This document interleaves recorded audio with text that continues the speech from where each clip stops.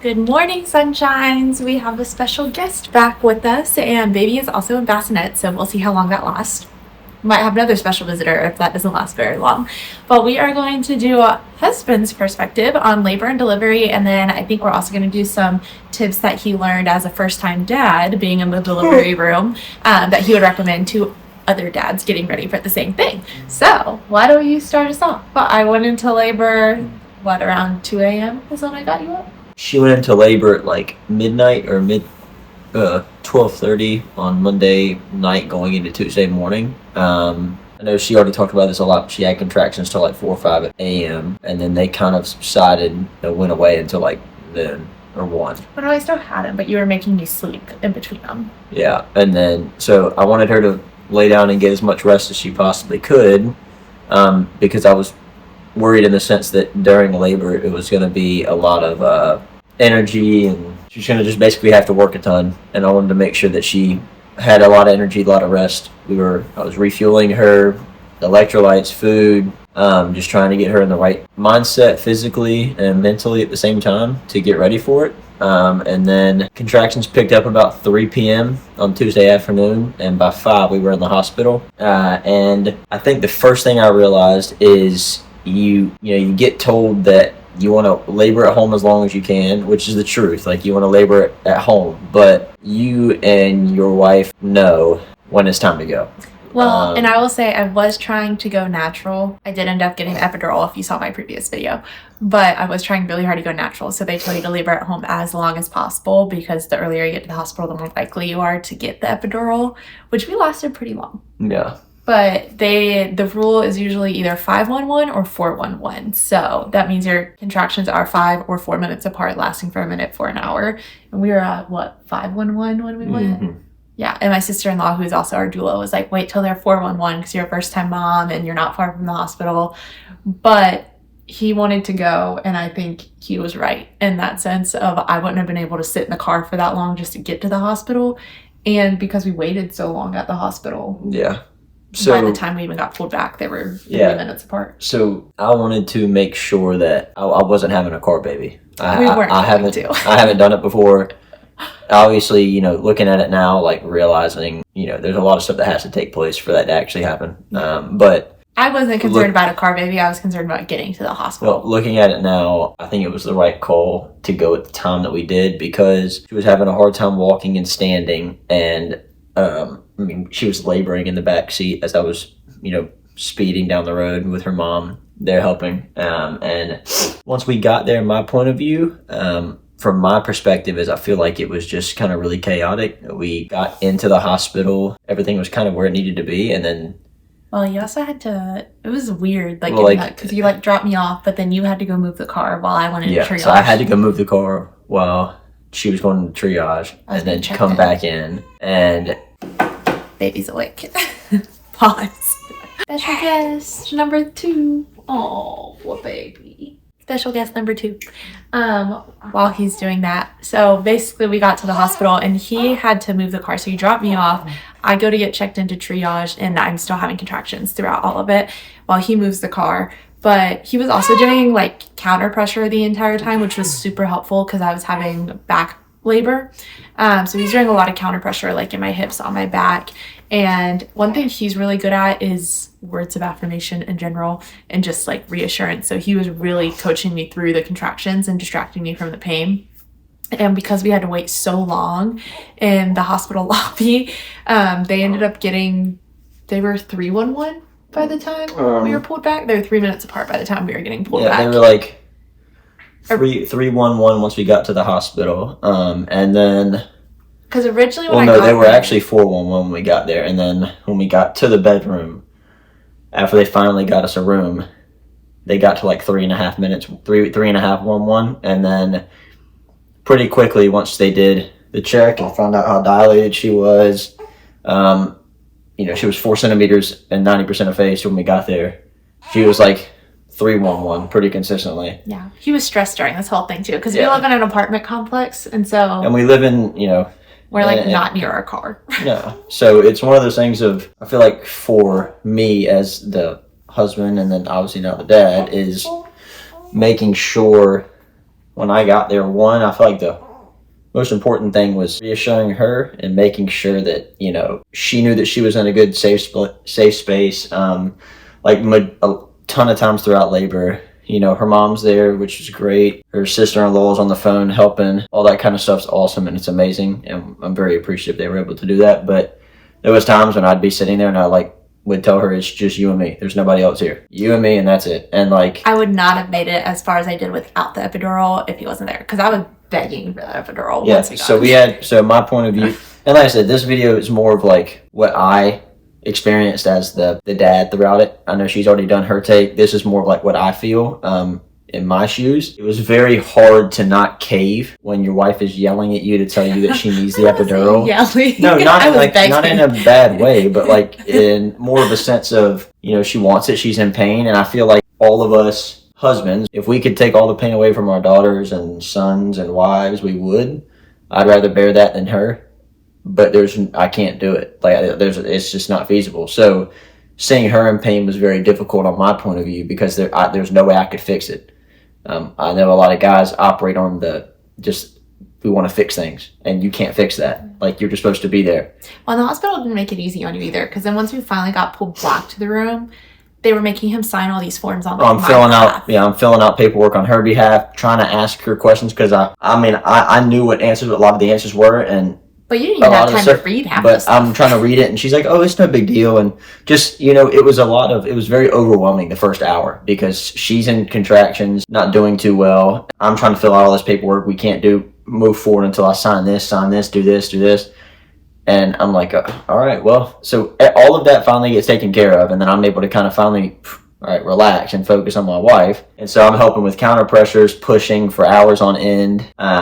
We finally progressed a little bit, and I wanted her to hold off on the epidural as long as I could. Not because I didn't want her to get it. I mean, it's what I wanted. He was doing what I wanted. It's more her choice.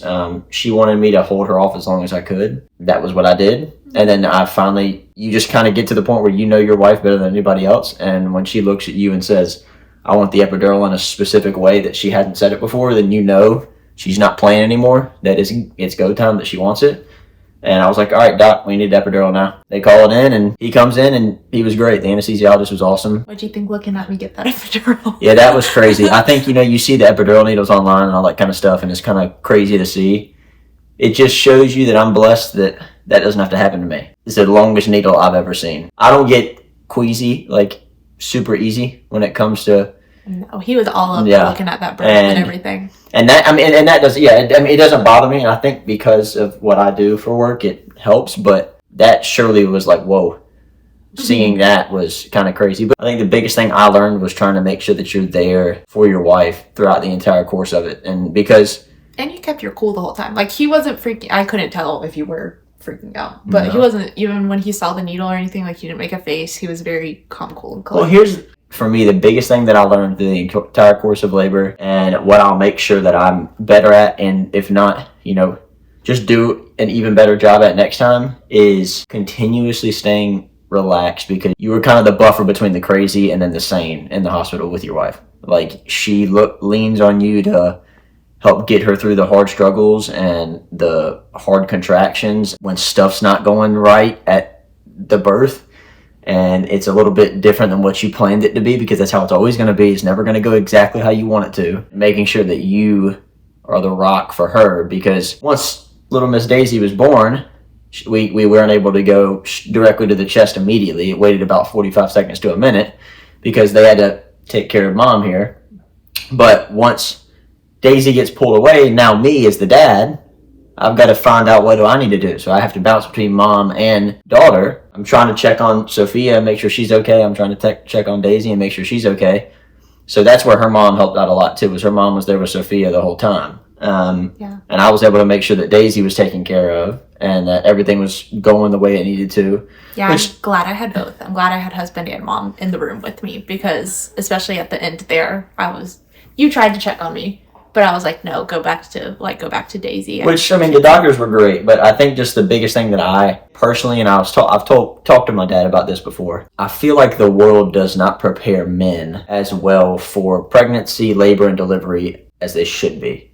I think it can get very overwhelming in the hospital room. Not in the sense of that they don't prepare you for this. No, it's more in the sense of like how much a lot of these decisions fall on you. Like, not in the sense of that you don't know what you're doing and that, you know, men are just have no idea what's going on during the course of pregnancy. No, it's not. It's strictly, in my opinion, when it comes to the hospital room and it's birth and delivery. It's and you have to be my voice because I'm in pain. Like if they're asking you questions and stuff, you don't want to. He's basically answering everything for me. So just like making sure. Like you. That's why I feel like before you go to the hospital, having a game plan with your wife is important. And I keep saying your wife. I'm talking to the husbands, but like if I'm sure majority of the wives or the moms are going to be watching this anyway. So roles reverse, vice versa, whatever the case is. I feel like making sure you guys are on the same game plan and the same wavelength when it comes into it. Like what mom wants, and y'all both are in agreement of certain things. And so if that scenario ever pops up, you know what the answer is. Like you know what to do. So we had things of what we did not want to do. And I knew those from the jump, and that's how it was going to be. Obviously, you know, there's some things when stuff hits the fan sometimes. A lot of that stuff goes out the window, and it's more of, all right, now it's health. Making sure that mom and the baby are okay. But, like, I feel like that was the hardest part for me was, and I don't really get overwhelmed too easily, I don't feel like. I feel like I can handle the stress environment pretty well, but I feel like that definitely was a different environment than I've ever been in before, where I'm having to take care of my wife, make sure that all the stuff's going well with her once she's born, but before any of that, filling out not just a sheet of paperwork, like paperwork on paperwork. Yeah, and they wouldn't do anything to help me until he had like filled. Which for good reason, like I understand, like it's signing medical consent and all this kind. I get it, whatever. But it was a lot of stuff where it's like we would have preferred to read this first, not just like sign away, and it was a lot. But that's the thing is they, you know, you're gonna get to the hospital, you're in labor. What's the last thing you're gonna do is read it? It's just like when you have terms and conditions. Did anybody read that? Really? You just scroll right through it.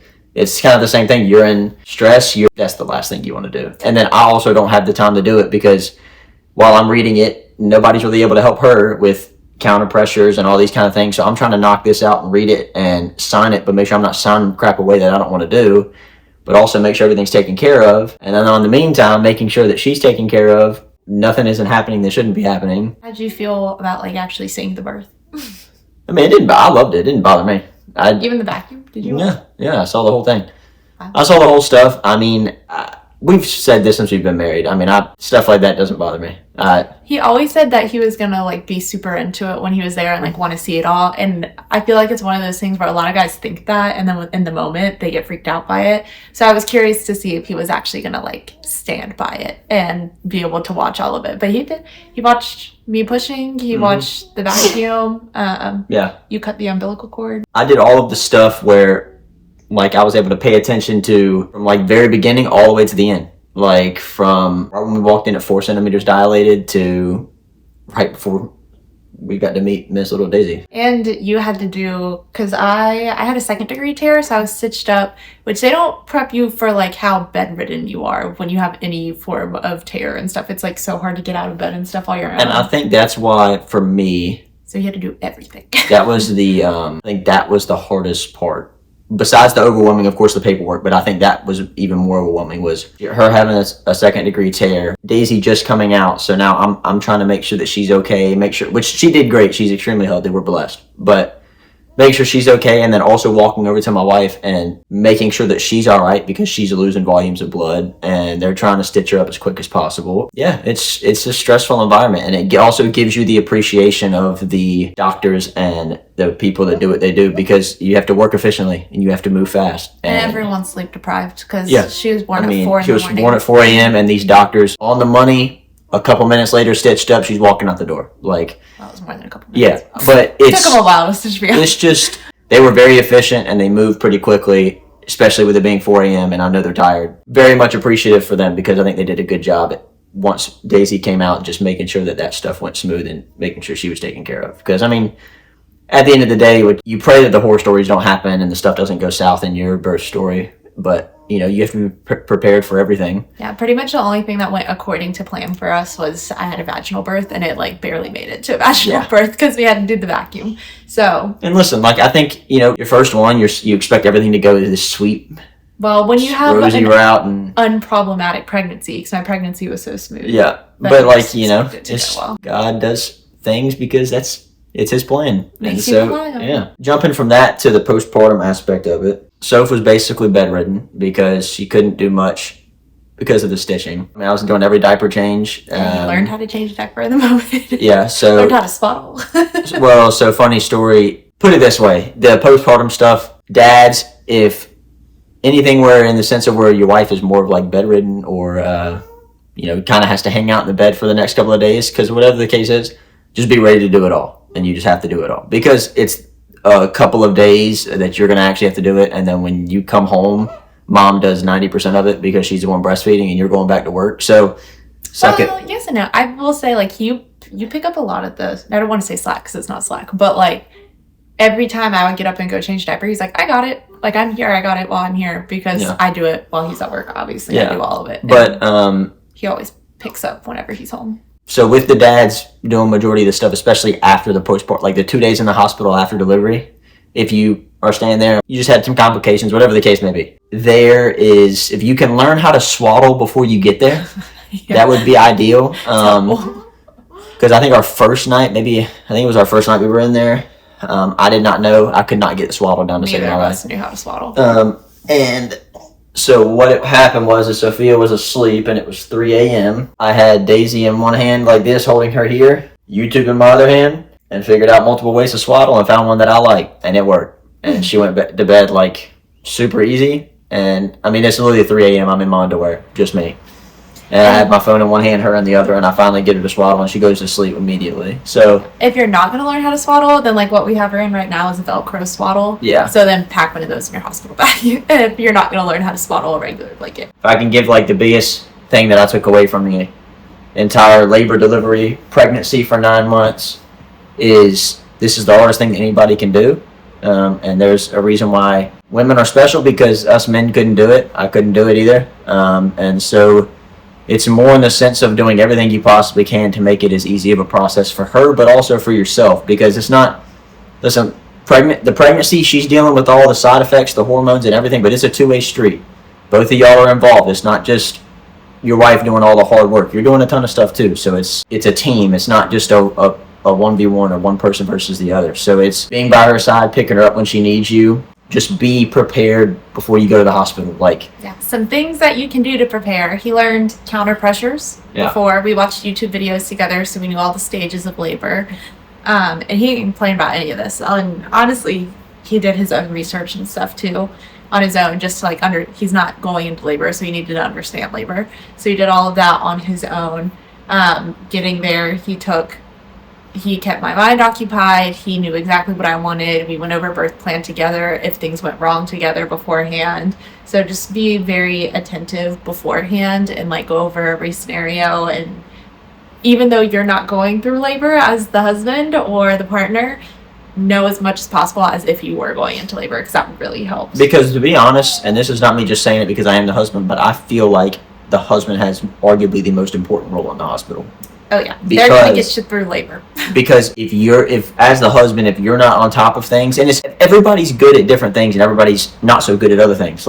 Find what you're good at. If what you're good at is comforting your wife and being by her side constantly and helping her with the things she needs, if one of you are better at making sure she's got all of her ducks in a row of bags packed, this, do as good as you can at the other aspects that you're not as good at, but make sure that you just make the environment as easy as possible for her and just make it as smooth of an experience as you can. Even if it's not going that way at some point, whatever the case may be, you're kind of what keeps her sane through the entire process. Don't show signs of being stressed out, overwhelmed, because you're not.